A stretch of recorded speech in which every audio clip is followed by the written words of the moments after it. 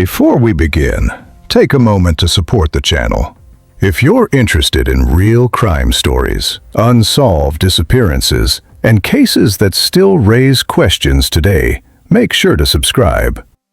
Don't forget to like the video and share your thoughts in the comments. Your support helps keep these stories alive. Now, let's begin. The days following Thanksgiving 2018 in the small, scenic mountain town of Woodland Park, Colorado, were supposed to be filled with holiday tranquility. For the family of 29-year-old Kelsey Berreth, a civilian flight instructor for the U.S. Army, they instead marked the beginning of a harrowing mystery. Kelsey was last seen on Thanksgiving Day, November 22, 2018, on surveillance video at a Safeway grocery store in Woodland Park with her 1-year-old daughter, Kaylee. She was purchasing ingredients for a French toast casserole, a normal errand for a holiday gathering. After that video timestamp, Kelsey Berreth effectively vanished from the digital and physical world. The alarm was raised not by an immediate family member, but by her employer. Kelsey was scheduled to work at the flight school on Peterson Air Force Base in Colorado Springs on Monday, November 26th. She was a reliable and dedicated instructor. Her failure to show up or call was immediately flagged as a severe red flag. Concerned co-workers reached out to her mother, Cheryl Berreth, in Idaho. Cheryl had last spoken to her daughter on Thanksgiving morning. Attempts to contact Kelsey went unanswered. Her mother's growing anxiety quickly turned to dread. On Tuesday, November 27th, Cheryl Berreth filed an official missing persons report with the Woodland Park Police Department. Officers conducted a welfare check. The investigation instantly prioritized locating Kaylee. It was quickly determined that the child was safe and in the care of her father, Patrick Frazee, on his ranch in Florissant, about 20 miles away. Frazee, who was Kelsey's fiancé though the couple did not live together, told police that Kelsey had willingly given him Kaylee on November 22nd, the day after Thanksgiving. He claimed Kelsey said she needed time alone and wanted him to take their daughter for a period. He stated he last saw Kelsey when she dropped off Kaylee at his ranch. This account provided an initial, if thin, narrative for the child's whereabouts, but did nothing to explain Kelsey's subsequent disappearance. From the outset, investigators noted peculiarities. Kelsey's cell phone, a vital digital lifeline, had last pinged a cell tower near her home on November 25th. After that, it went completely silent. Her social media accounts, which she used regularly, went inactive. Financial records showed no activity on her credit cards or bank accounts after November 22nd. This complete cessation of digital and financial footprints was a glaring indicator of foul play. Furthermore, friends and family uniformly rejected the idea that Kelsey, a devoted and attentive mother, would voluntarily abandon her daughter, her job, and her life without a word. The Woodland Park PD, recognizing the severity and complexity, quickly called in the Colorado Bureau of Investigation, CBI, with Kelsey Berreth's disappearance now a multi-agency investigation. A meticulous process of timeline reconstruction and witness interviews began. Patrick Frazee, as the last person to publicly acknowledge seeing Kelsey and the person in possession of their daughter, was a logical focal point. Detectives from the CBI sat down with him for formal interviews. His story remained consistent on the surface. Kelsey had dropped off Kaylee on November 22nd, wanting a break. He claimed their relationship was amicable, though they lived separately. However, when pressed for details about their communications after that date, his account grew vague. He could not provide any proof of contact with Kelsey after Thanksgiving, nor could he explain her sudden desire to disengage from her own life. Investigators quickly uncovered a starkly different reality from the one Frazee portrayed. Interviews with Kelsey's friends, mother, and co-workers painted a picture of a mother deeply in love with her daughter, with no history of abandoning responsibilities. More critically, they revealed significant and escalating tensions in her relationship with Patrick Frazee. Friends reported that Kelsey had expressed fear and frustration regarding Frazee's controlling behavior. There were disputes over child custody and finances. This context made Frazee's "she wanted time alone" narrative seem not just unlikely, but deliberately misleading. The digital forensic investigation provided the first concrete anomalies. Analysis of Kelsey's cell phone records confirmed the last ping near her home on November 25th. However, the data also showed that her phone had been used after that date to send text messages.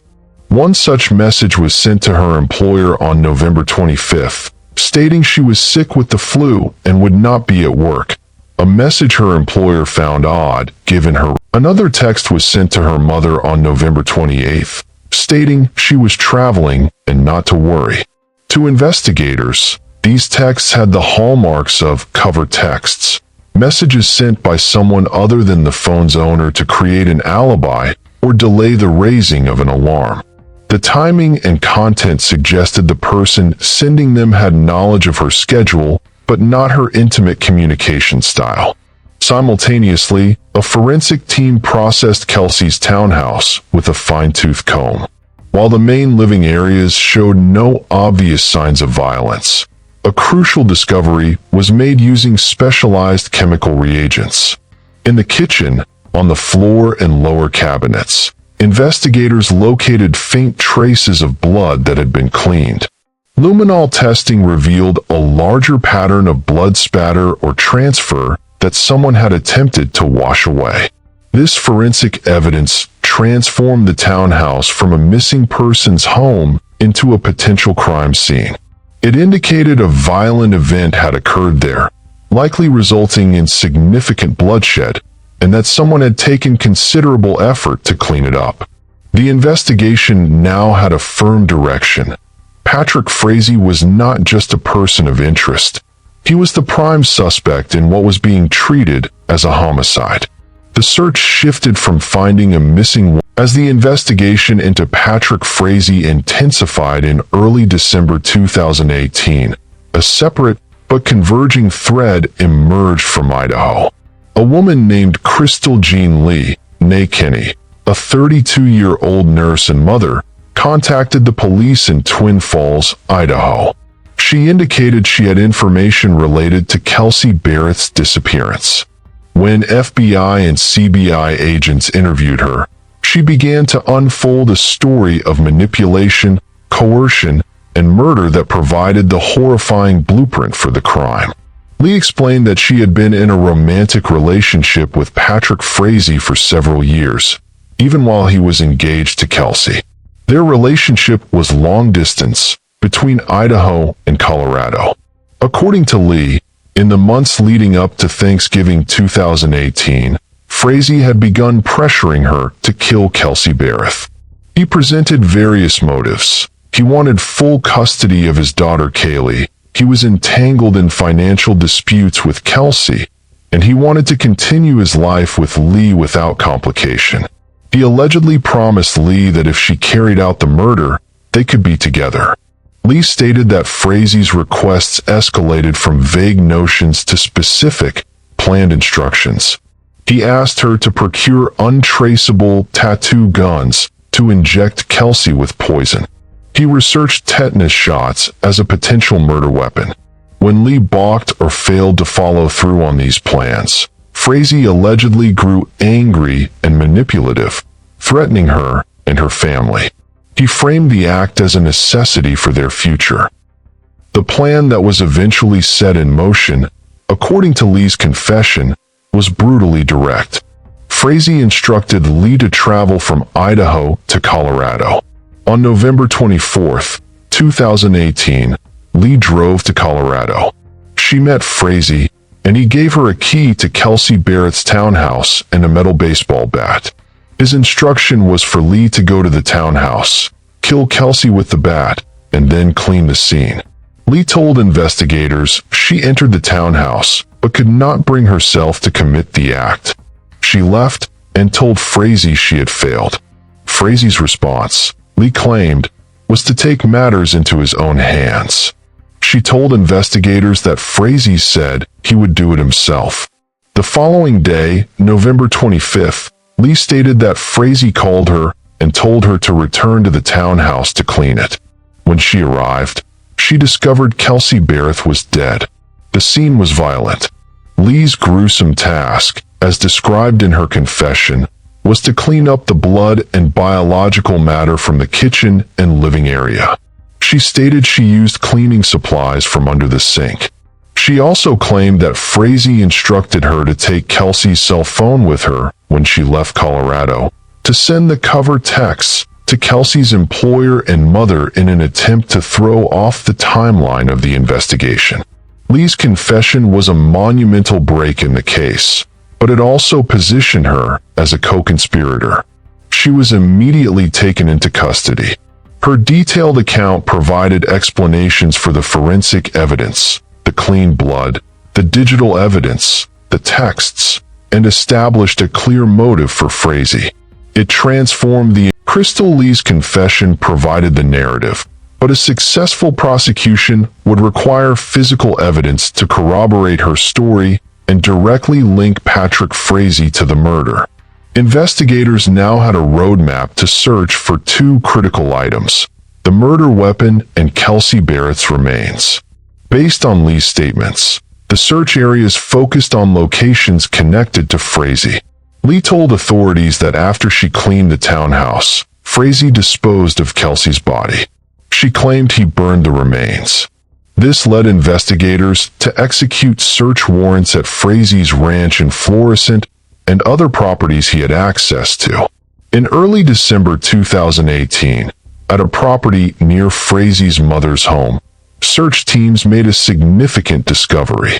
Using cadaver dogs and sifting through debris piles, they found fragments of human bone and teeth.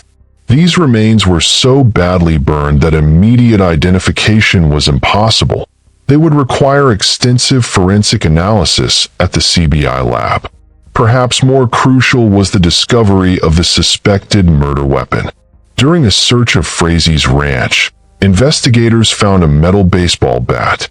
Forensic analysis would later reveal traces of blood on the bat. This evidence was collected and sent for DNA testing. While the burned remains would take weeks to formally identify through dental records, the bat represented a potential direct forensic link between Frazee and the violent act described by Lee. With this growing body of evidence, Lee's confession, the clean blood in the townhouse, the burned remains, and the bat, prosecutors moved to make arrests.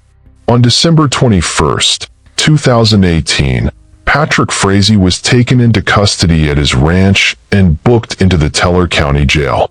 He was charged with 2 counts of first-degree murder, 3 counts of solicitation to commit murder, and tampering with it. Krystal Lee was also charged. On December 28th, she appeared in a Colorado court.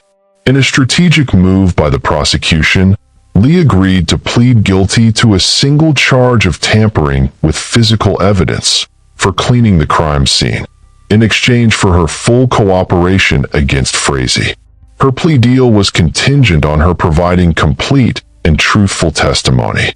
She faced a potential sentence of up to 3 years, a stark contrast to the life sentence Frazee was facing, highlighting the value the prosecution placed on her insider account. The legal battles began even before the trial.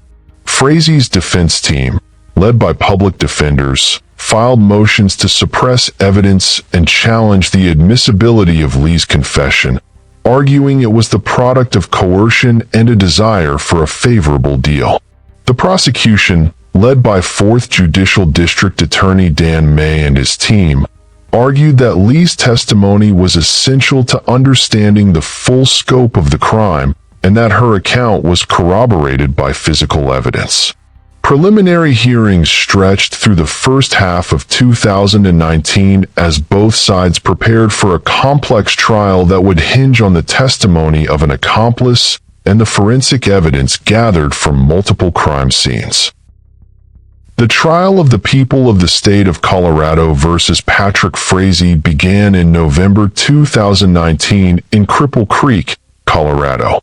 The prosecution's case relied heavily on the testimony of Krystal Lee, who spent days on the witness stand detailing the months of pressure, the failed poisoning plots, and the gruesome aftermath of November 24th to 25th, 2018. Her account was the centerpiece, explaining the motive, the planning, and the cleanup.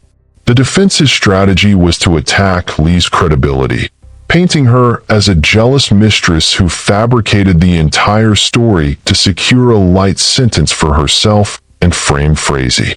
They pointed out inconsistencies in her various statements and highlighted her initial willingness to go along with Frazee's plans. However, the physical evidence provided powerful, silent corroboration.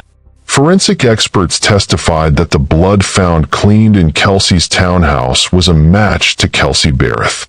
The DNA analysis confirmed that the blood on the metal baseball bat found at Frazee's ranch also belonged to Kelsey. While the burned bone fragments found near his mother's property were too degraded for DNA confirmation, a forensic anthropologist testified they were consistent with human remains, and the location matched Lee's account of disposal. The digital evidence showed Frazee's phone in the area of Kelsey's home around the time of the murder, and Lee's phone placing her on the drive from Idaho and back. Frazee did not. The sentencing hearing was an emotional reckoning. Members of Kelsey Berreth's family delivered heartbreaking victim impact statements. Her mother, Cheryl Berreth, spoke directly to Frazee, saying, "You had no right to take her from us." In November 2019, Judge Scott Sells sentenced Patrick Frazee to life in prison without the possibility of parole, plus 156 years for the other charges, to be served consecutively. The sentence ensured he would die in prison. In a separate hearing, Krystal Lee was sentenced to 3 years in prison for tampering with evidence, the maximum under her plea agreement. She was released on parole in 2021. The murder of Kelsey Berreth left a deep scar on the community and became a national true crime story. It exposed the dangers of coercive control and domestic violence that can escalate to murder. Kelsey is remembered not as a victim, but as a vibrant pilot, a loving daughter, and a dedicated mother to Kaylee, who is being raised by Kelsey's family. The case serves as a grim reminder that the greatest threat can come from within the circle of trust, and that justice, while ultimately served, cannot restore a stolen life. In loving memory of Kelsey Berreth, 1989 to 2018, Kelsey was taken from this world far too soon, but the love she gave and the light she carried can never be taken away. She will be remembered for her warmth, her strength, her kindness, and the joy she brought into the lives of those who knew her. Though her life was tragically cut short, her memory lives on in the hearts of her family, her friends, and all who continue to honor her story. May she rest in peace, and may she never be forgotten. If you want to keep uncovering the mysteries that linger in the shadows, don't forget to subscribe. Your likes help these cases reach more investigators, and your comments might just be the clue that leads to the truth. Stay curious and stay vigilant.